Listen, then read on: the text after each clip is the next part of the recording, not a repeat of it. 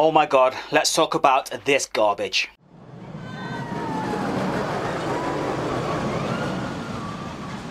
Thirteen is a ride from Intamin. It opened in 2010. You can find this ride in the Dark Forest area right next to Rita. Yeah, we'll say enough about that. Straight off the bat, don't like this coaster at all. For starters, they promoted it in the actual adverts. It had to be shown after 9 o'clock because it was that scary. I was getting super excited for this coaster for it to be a bag of What makes this ride worse is the fact that it costs £15 million. Right, so you're in Dark Forest, you go around the corner, you got the awful Rita just staring at me. This ride always has about an hour queue time on it. Okay, you are outside the entrance, you've got the big 13 sign, which I must admit does look quite impressive, to be fair. So as you do the 6-mile walk to get to the station itself, there is some bits of theming, not that much. Mechanic's van just in the corner with some fake vines around it all. That had a waste of opportunity to do some more stuff around that area because it just looks wasted, to be fair. So as you're coming towards the station itself, there used to be a baggage area, I think there used to be, but now that's closed down, so now you have to take your bags and belongings with you. Or I think there's some cages in the station. But anyway, you climb some stairs. As you get to the top of the stairs, you have this really eerie, this whole atmosphere of this little girl. If you walk down to the woods today, it sounds incredible. And the soundtrack is amazing, to be fair. Don't get me wrong, it's really, really creepy. However though, it sounds now and then like someone's sticking their hand in jelly. If you listen out to it, it's like...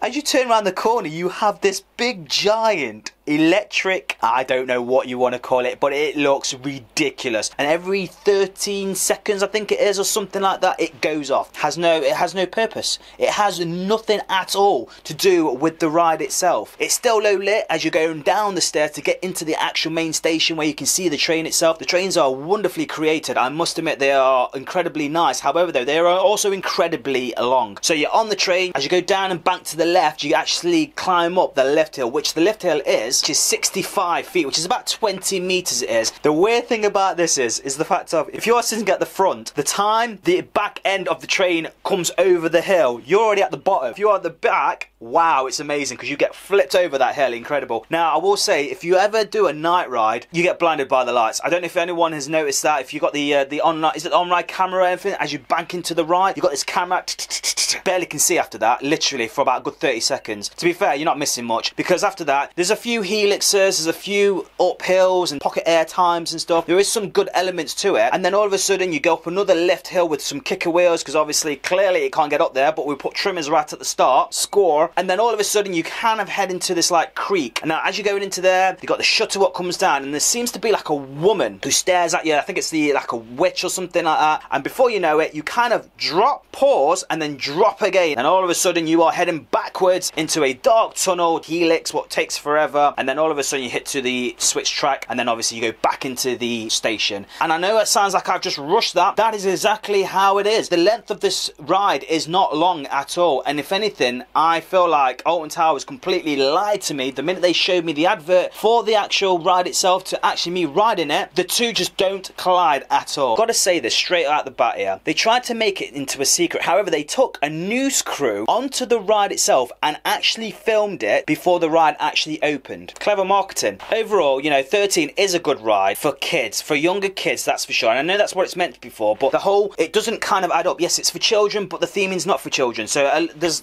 this kind of doesn't join up nicely. However, though, the speed of this ride is incredibly 42 miles per hour. Only 3 miles per hour less than Nemesis, believe it or not. So yeah, guys, let me know what your feelings are about 13. Do you like it? Do you dislike it? Do you think they could have done so much more with it? Just let me know by commenting below this video, guys. And if you are new to the channel, make sure you do subscribe and hit that bell icon. Every time we upload a new video, you will be notified. Also, you can follow us on our social medias on Instagram, Facebook, and Twitter. So I'm Danny. This is Theme Park Family. Thank you for watching Ride Reviews.